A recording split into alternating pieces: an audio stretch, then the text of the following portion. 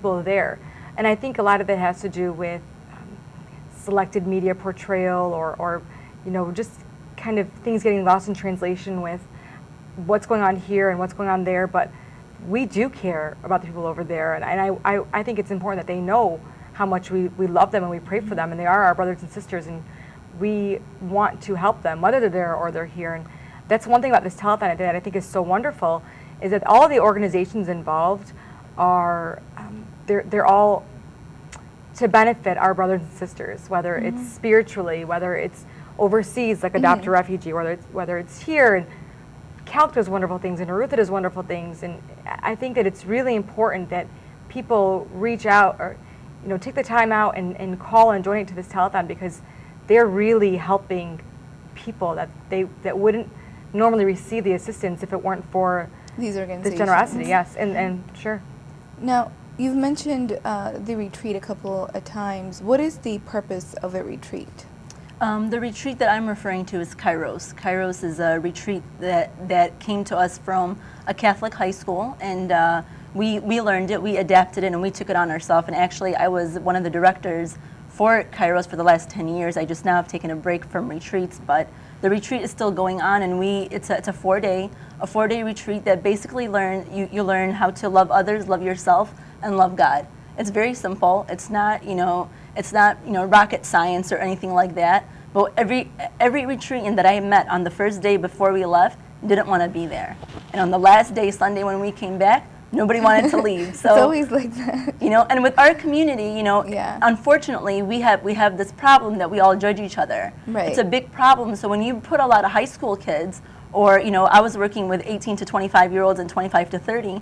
Once you put them all together, they start realizing, you're not no different than me. We're all the same. And once they put Christ as their center, really nothing can go wrong, for you. And they learned that. And then when I see them afterwards, and they still come and they still think about the retreat, and they say, ECRC has done this for me and has done that for me, it warms my heart. Right. Kristen, go ahead and tell me a little bit about what your hope for the upcoming telethon is. I really hope that the exposure really educates people, it really gets people involved. I hope that people who don't know that we exist take the time to kind of do their homework, familiarize themselves with the organizations, and not just donate, but get involved. Do something about it. These are not just our people, these are our people, and we really should be doing something or everything that we can to assist them, whether it's here or there, whether it's spiritual or physical. So I really pray that people get involved, not just financially, but in other ways as well. Nancy, what is so encouraging for the ECRC to be part of the telethon? This telethon is really an amazing thing. Like, it really is, and we thank MEA for not only doing the telethon, but inviting us to be a part of it.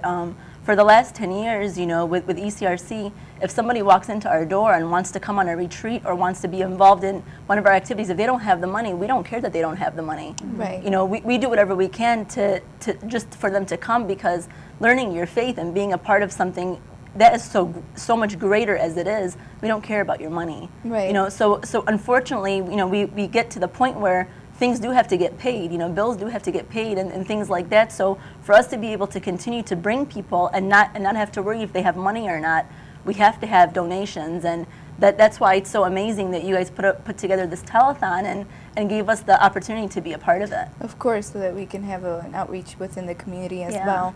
Now, I just want to talk a little bit personal with one of those that you've helped. How has it affected you personally to have a one-on-one with those you help? You take it home. I mean, I take it home. I think all the volunteers, when you hear stories about what these children have endured, whether it's kidnap or torture, whether it's struggle, and I think a lot of them struggle academically with the school systems, the teachers being overworked and underpaid and pushing them through, or whatever the circumstances. But I mean, we've heard some very traumatic things. I take it home with me, and it's hard. It's hard because I stay up at night and I'm thinking, what more can I do? How else can we help? And it's challenging, but it's also completely gratifying at the same time to know that we may not be able to solve the problem altogether, but we are making you know, start. Exactly, You baby start steps. somewhere. So yeah, Yeah. absolutely. Now, who can help? And those volunteers that do want to help, what is their process? What is expected out of a volunteer? Well, anyone can help. We do ask that there are a couple of things that you have to do in order to volunteer with the kids. I think it's for both of our programs. Most of them, when you're working with kids, there's a class protecting God's children, and that's just a very small step, but a very large step in volunteering. You can go on our website. You can fill out an application form for volunteering. We can contact you. We'll tell you all the steps to get involved. You can start with, you know, 1 day a week with the mentoring sessions. You can tutor during the week. You can donate financially. You can come and guest speak. We've got wonderful guest speakers. I mean, this Saturday alone, we've got the consecrated women coming. We've got some other really distinguished gentlemen from the community coming. So you can be a guest speaker if you feel like you've got something very encouraging and inspiring to offer these children that when it comes to just hope for their future. And just we really encourage people to get involved. I think a lot of people don't understand what we do, and the moment we invite them into through our doors, they really not only understand, but they want to get involved. We don't really have to ask. And yesterday they had a live show with all the 5 organizations, and many called from different states because they're questioning, how is this organization? Does my state have it? And they were, obviously you guys are community and local, and that was a little bit of a jab in the heart because, you know, me being in the control room, I was like, I wanted to help too. Yeah. And it's, how do you help those? But and that's great that we're here to talk about that. But I wanted you guys to just elaborate on how those in need can reach out to ECRC. Wow, those that are in need, you know, we're here for them. We're here for them, and if they just come and be a part of the programs, for us, that's pretty much all that we can offer is for them to be a part of the programs, to actually learn what's going on, to ask questions, to not be afraid. You know, is basically what it is. You know, we're in the process now. We've launched our. You came to our 10th anniversary, Yes. I believe. Yes, We just launched our studio that we're trying to open up, and this is a way for us to not just be local, but to branch out into other places and to show people through our Bible studies and through a lot of our, you know, our organizations that we're doing now, a lot of our activities that we're doing now, they can view it for themselves, you know, and hopefully, God willing, you know, we'll be able to fly to some of these places and show people Just what's going on expand in other areas. So that, for us, that's going to be our tool of trying to reach other people, you know. Kristen, you guys have a carnival coming up. Do you want to elaborate a little bit on that? Oh, the carnival is so fun. It's Sunday, March 25th, and it's free admission and it's welcome to all families, and our coach kids will actually be there, which is really exciting. It's it's free admission.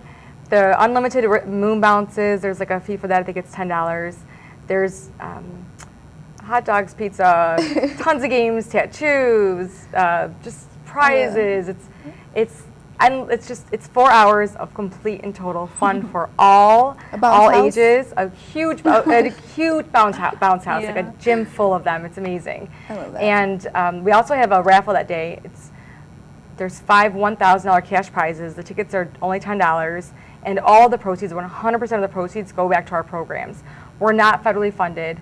We thrive off of just donations. We've been doing this for 4 years, and so we really are. We kind of depend on people to come out to our fundraisers and really give. And we just don't want your money. We want you to enjoy. We want you to have have a fun. good time. Absolutely. Okay, just a little wrap up. I just want you to give a message to the community about the telethon, about being involved with volunteering or with the organizations. What will your message be?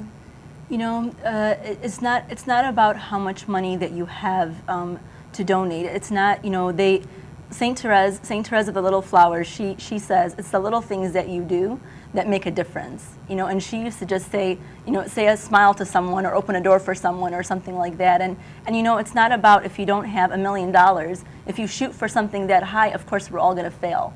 You know, if you have $5, $10, if you have time to volunteer, to be able to come and help out, anything that you can give, if it's given from the right purpose and for the right cause, then you know you really can't go wrong. You know, and that's why it's so amazing that this telethon is going on, because there is not. I was telling Kristen earlier before the show, there is not anything that ECRC can ask me that I won't do for them, and And when people ask me, what has, why do you talk like that? What have they done for you? I can't even put it into words. The only thing that I could think of is that they've saved me. And there's a lot of people in our community that they've done that for too. Right. So the telethon is very important because whatever amount you can donate, that's going to help us to be able to reach others. Grow. And it's a Yeah. step in process of growing. Do you have a message for those that are watching, for our viewers, that you'd like to speak with? I think that you don't know your capacity to help until you've actually tried.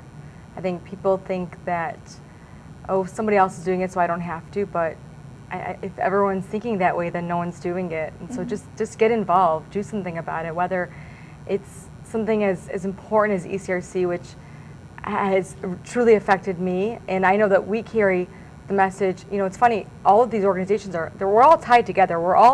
Our purpose is to help our people. That's what we're here for. And so I encourage people to want to help our people. And I encourage those who don't know these people to want to help these people, because everything that we're doing is good. And you should want to do good. And it's just not good, it's genuine. Because I'm sitting here talking to you guys, and I feel like you guys almost, I feel like you guys have this war of passion. And just to reach them from the TV and just be like, listen, and so I'm feeling it, and that's how I can see that it's completely genuine. It truly is, and I think that people who are watching the telethon is such a wonderful opportunity for people to really give, not just with their money, with their hearts, with their time. Just give. Think about giving. It's really important. Whether you choose, Coach or Ecrc or Adopt a Refugee, Calc, Arutha, or all. Just give. Don't hold back. Open your hearts, open your minds, open your wallets, and just give. A small amount can go. What's so great about these organizations that are involved? If you think about it, they're all linked together. Yes. Each one has grown because of a different one, or because they learned something about someone else, and all of them can help. If it's one particular person, each one can help that person in a special way, whether it's through medicine or through money financially, or through your faith. Each one of them is linked, and there's not one person that will not gain from all of these organizations. It's not just one. And yeah. And I think the efforts of the organizations, they all have that collaboration together. So that's great. Well, thank you, ladies, for being here. Thank you, Sarah. Thank you so much. Thank you at home for watching EMEA Cafe right here on Middle Eastern American Television. I've been your host, Sarah Massoud.